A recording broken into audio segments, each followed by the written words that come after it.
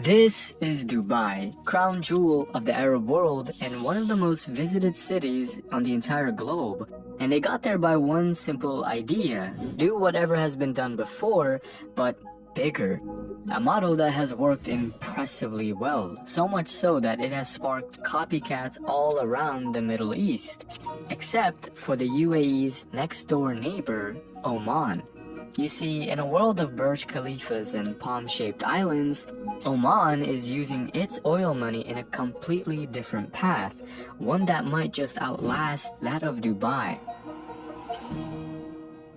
With the oil boom that started back in the 70s, this region in the Middle East that was largely invisible to the rest of the world suddenly couldn't be ignored.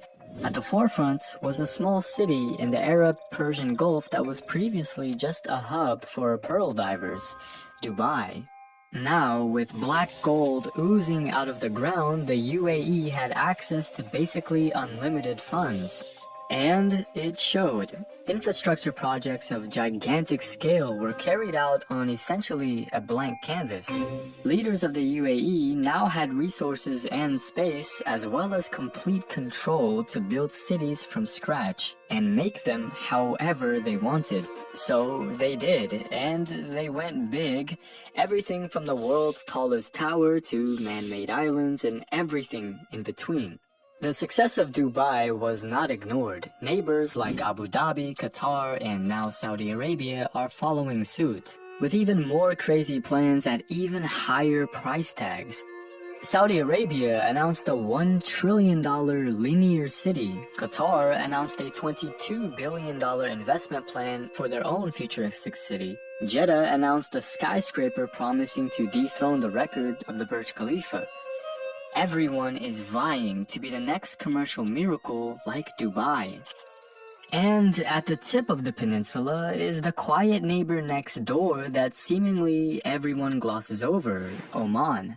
Even though it may not come up often, Oman was part of the same oil boom that has and is currently transforming the Middle East. They too have massive reserves of crude oil as well as natural gas, so why did they fall behind? You see, it's all by design. Oman from the outside might be unimpressive. It looks decent for a weekend getaway, but nothing like the global hub for tourism like Dubai is. Except that it's all intentional. Oman discovered its oil deposits around the same time as the rest of its neighbors. While everyone else went out and splurged heavily on immediate tourism and commerce, Oman had a different plan in mind. The leaders at the time were hesitant to use the money to break down its natural history and make something artificial for instant growth. Unlike Dubai, that made cities from scratch on a blank canvas, Oman seeks to enhance the soul of the country that was already there. If you notice, Oman doesn't have any tall buildings. While its surrounding friends are racing for the next omega tall building, Oman doesn't allow for any building taller than 6 stories. The architecture plan of Oman is one that wants to blend in with its natural landscape rather than take away from it. While the others are busy preparing cities for tourism, Oman wants to be a leader in manufacturing and education. Its education sector alone contributes 5% to Oman's GDP, while manufacturing reaching 10% contribution. These are only set to grow as Oman is planning on investing billions into these sectors with its Vision 2040.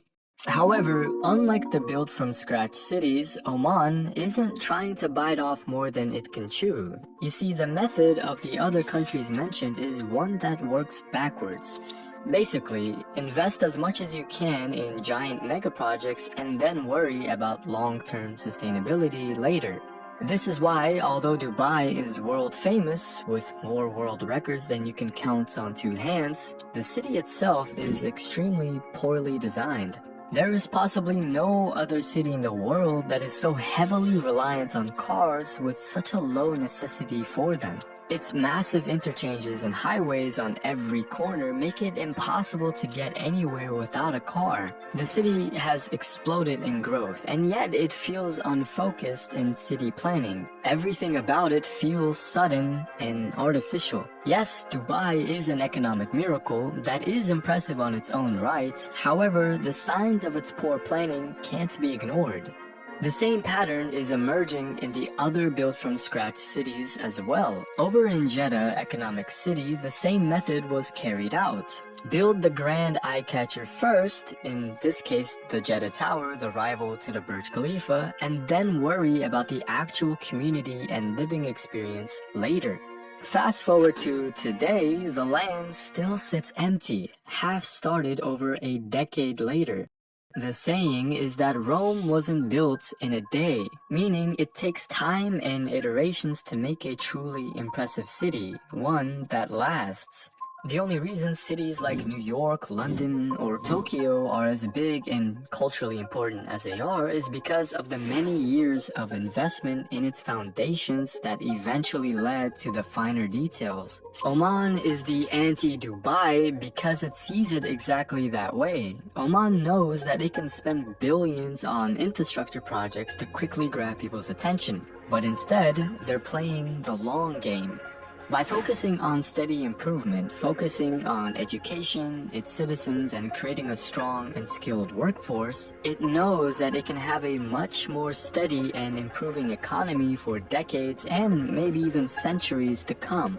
So it's going slow and steady. It has the money to build its own floating cities, but instead they want their growing population to be able to afford homes. They want stability for their citizens. Instead of massive interchanges that look out of place, they're investing in walkable downtowns and central parks with mosques, hospitals, and other necessities at a short, accessible distance away.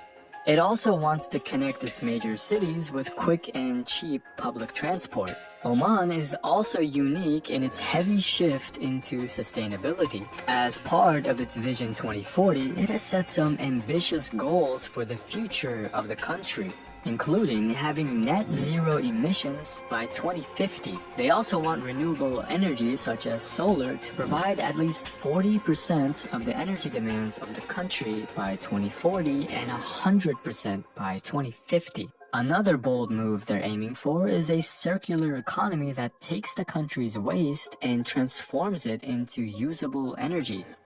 Now, anyone can make ambitious claims about the future. We saw examples of the very same thing earlier, where many leaders bite off more than they can chew, only for it to sit unfinished collecting dust. Oman's goals are also ambitious. However, based on the history of the nation and its mentality, it looks like they're willing to play the long game, sacrificing short-term goals for long-term sustainment.